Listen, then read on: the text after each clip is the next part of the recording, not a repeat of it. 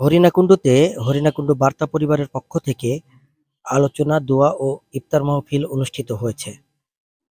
ঝিনাইদহ জেলার হরিণাকুণ্ডু উপজেলার ৩ নম্বর তাহিরুদা ইউনিয়নের আন্দুলিয়া মাধ্যমিক বিদ্যালয়ে মিলনায়তন কক্ষে রবিবার বিকেলে পবিত্র মাহে রমজান উপলক্ষে অনলাইন মিডিয়া হরিণাকুণ্ডু বার্তা পরিবার কর্তৃক আলোচনা, দোয়া ও ইফতার মাহফিলের আয়োজন করা হয়। উক্ত ইফতার মাহফিল সামনে রেখে কোরআন ও হাদিসের আলোকে আলোচনা করেন মোহাম্মদ সুলাইমান খতিব, আদর্শ আন্দুলিয়া কেন্দ্রীয় জামে মসজিদ। অনুষ্ঠানটিতে সভাপতিত্ব করেন অনলাইন মিডিয়া হরিণাকুণ্ডু বার্তা প্রতিষ্ঠাতা মোহাম্মদ রবিউল ইসলাম।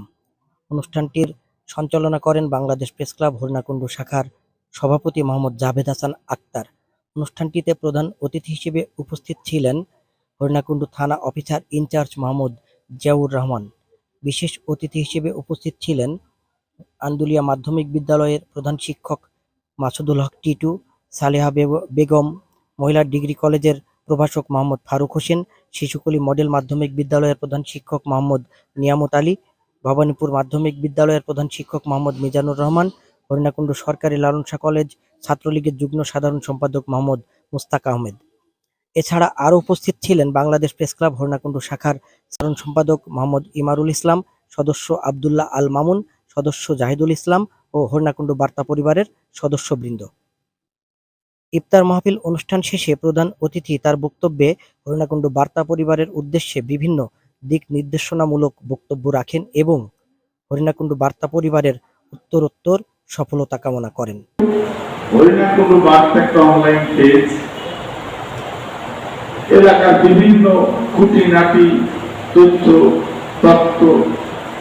উপাত্ত সংগ্রহ করে এটা প্রচার করা হয়। তো যারা এই কাজে নিয়োজিত রয়েছে আমি তাদেরকে সাধুবাদ জানাই, ভালো লাগে। আসলে এমন একটা সিস্টেম চলে আসছে রোজার আগে, ইফতারের আগে বেশি কথা বলাও যায় না, তারপরেও আমি আমার কিছু কিছু মানুষের কথা ভালো লাগে।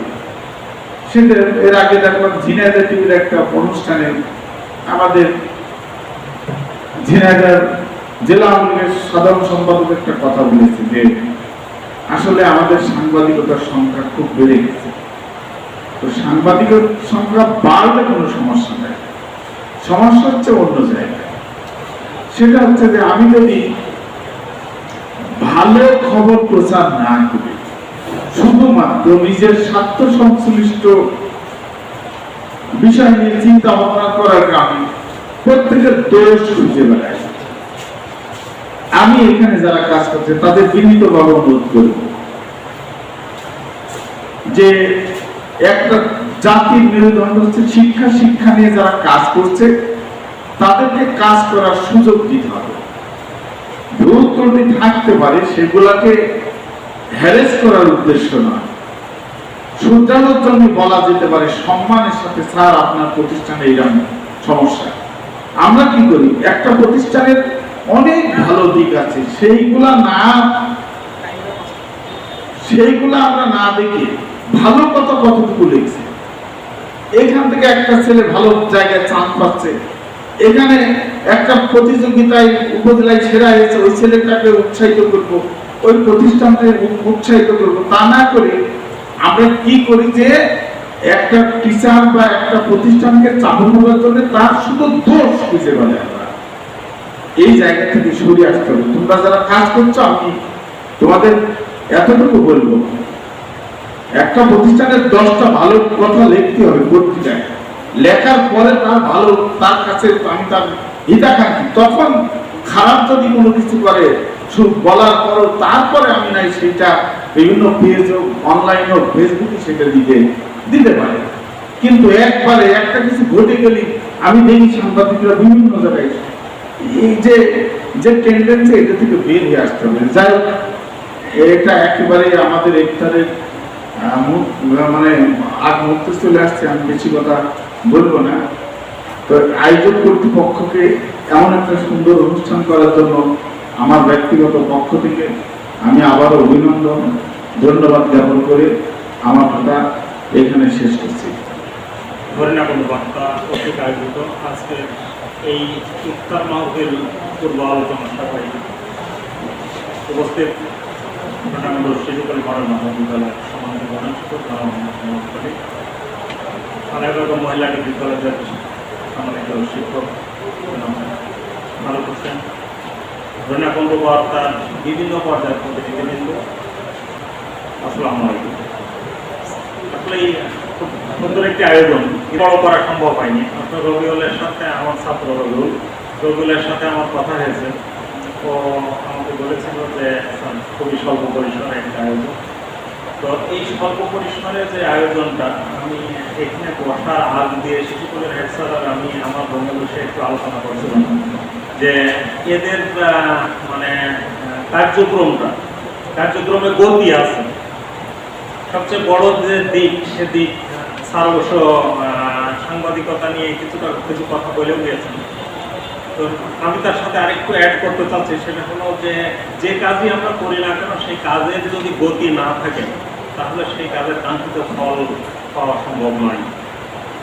তো আমি আশা করব তোমরা যারা, আমি সবাইকে তুমি করেই বলবো, তার কারণ প্রায় সবাই আমার ছাত্র, এর সাথে যারা কাজ করে।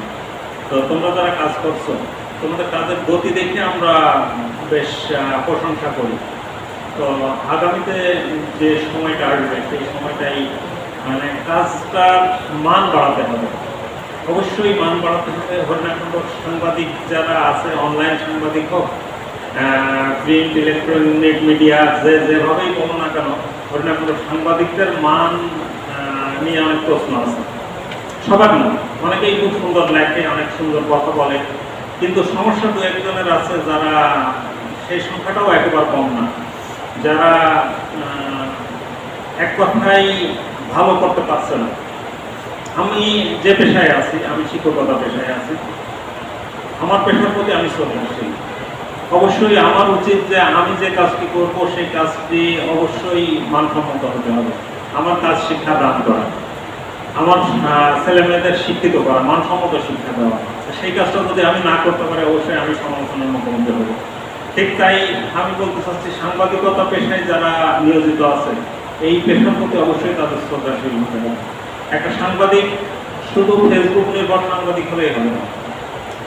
অনলাইন পোর্টাল যেগুলো আছে, অনলাইনে কাজ করা যতটা সহজ, তার চেয়ে আমি মনে করি অনেক বেশি কঠিন। পত্রিকা কয়জন লোক পড়ে? পত্রিকায় একটা নিউজ করলাম, সেই নিউজটা মানসম্মত যদি না হয়, তো যারা পড়লো তাদের কাছে গেল। আর অনলাইনে যে নিউজগুলো হয়, সেই নিউজগুলো এখন তো স্মার্টফোন সবার হাতে হাতে, যেহেতু স্মার্টফোন সবার হাতে হাতে, সেই জিনিসটা কিন্তু সবার চোখে চোখে চলে যাচ্ছে মুহূর্তের ভিতরে। একটা নিউজ এখান থেকে হবে 1 সেকেন্ডের ভিতরে, সেটা পাবলিশ হয়ে যাবে।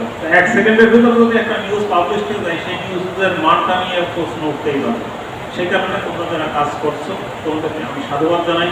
অবশ্যই যে নিউজটা করবে, সেই নিউজটা কম্পোজ করার পর অবশ্যই একটু চোখ বুলিয়ে নিতে হবে। একটু চোখ বুলিয়ে নিলে ভুল হওয়ার সম্ভাবনা থাকবে না। ভুল যদি হয়, সে ভুলটা চোখে বাঁধবে, আর চোখে বাঁধবে সেটা সংশোধন হওয়ার সুযোগ থাকবে।